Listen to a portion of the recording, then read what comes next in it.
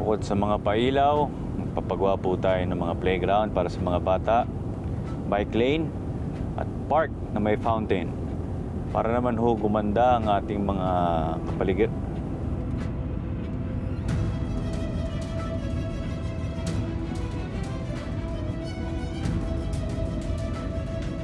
So it's true. Ina nga kayo. Parehas kayo matigas ang ulo. Mga matataas na tulad mo, babagsak din. Lalagapak ka din sa lupa!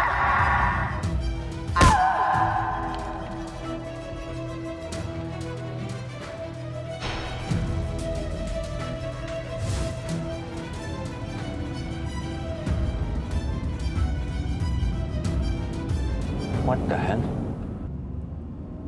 Hinto mo yung sasakyan.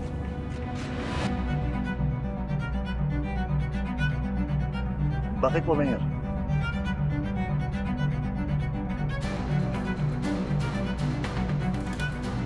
Wala. Namalikmata lang ako. Sige, diretso tayo.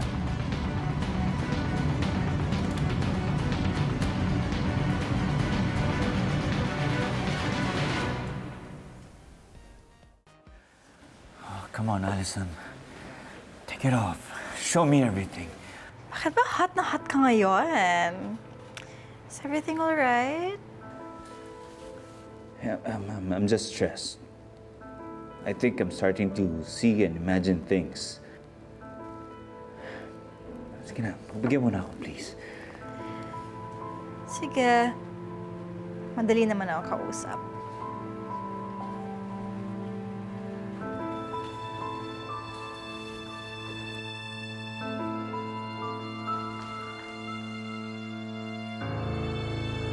Mayor, may bisita po kayo.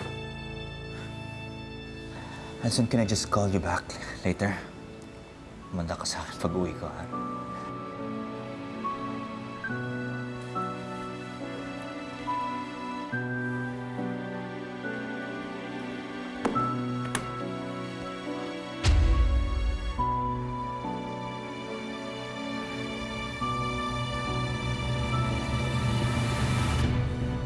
Anong ginagawa mo dito sa teritoryo ko, attorney? Gusto mo na talaga maka face-to-face si San Pedro?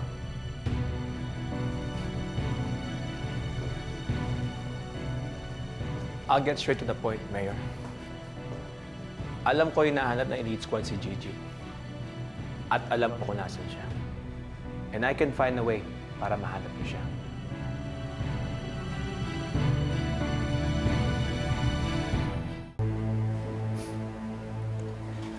Ano bang trip mo, attorney? Nagpunta ka ba dito para mag-joke? Does it look like I'm joking? Wala akong pakialam if you believe it or not. Pero hindi ako nakikipaglokan sa'yo. At bakit naman ako maniniwala sa'yo? May amnesia ka ba? Di ba galit ka sa elite squad? Dati yon. Nagka-falling out kami ni Gigi. Actually, hindi ko na siya kalala ngayon eh. Ibang-iba na siya. Actually, wala na akong pakialam sa kanya. Alright? Pero pinagtatanggol mo siya dati, di ba? She's your client.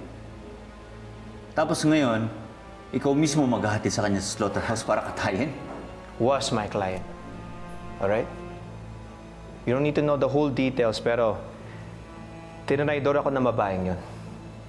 At kailangan maturuan siya ng leksyon. You don't mess with someone like me. Kaya tatraydorin ko rin siya. I see. You don't wanna get your hands dirty. Kaya sa akin mo siya ipapaligpit. Tama ba? Bakit naman ako maniniwala sa'yo? Hindi ako tanga. Patunayan mo muna sa akin kung alam mo talaga kung nasan siya.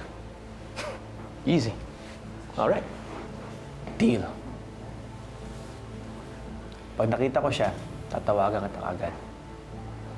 Para magawa niyo kung ano mong gusto niyo sa walang utang na loob na babaeng yun. Ano mong gusto niyo gawin sa kanya.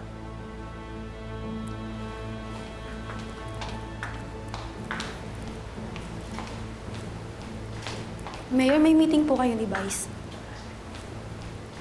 Look, Mayor. I don't want to waste your time. So if you want my offer or not, I'll be outside.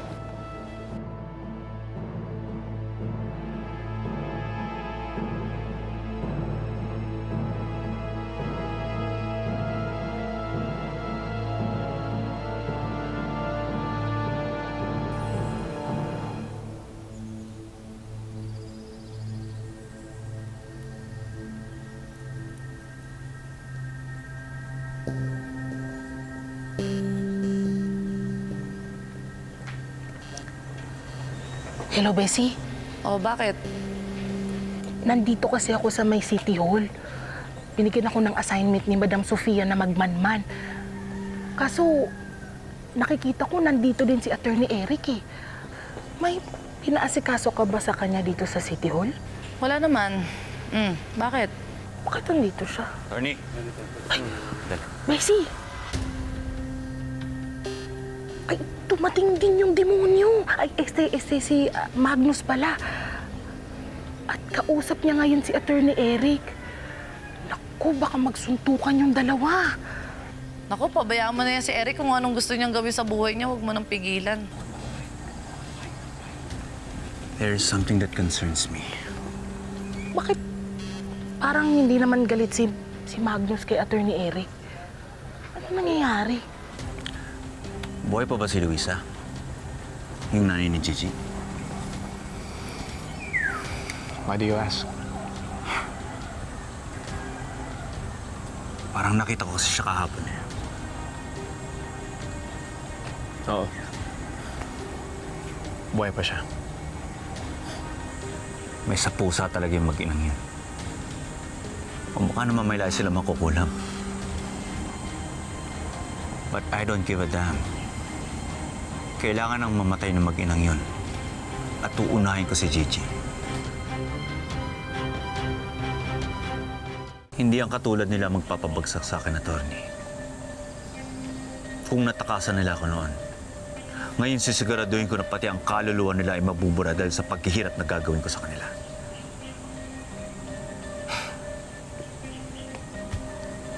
Ibig bang sabihin nito, nagpalit na ng loyalty si Attorney Eric?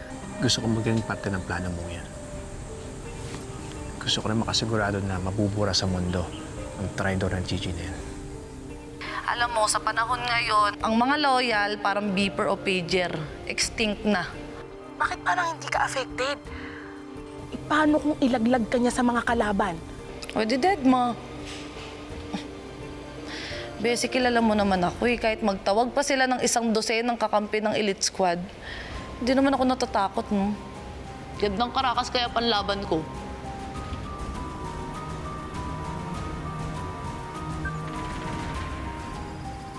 And how about Luisa? Huwag mo na siya intindihin. When Gigi's out of the picture, hindi kakaya na nanay niya. Either mababaliw or papakamatay yun. Problem solved.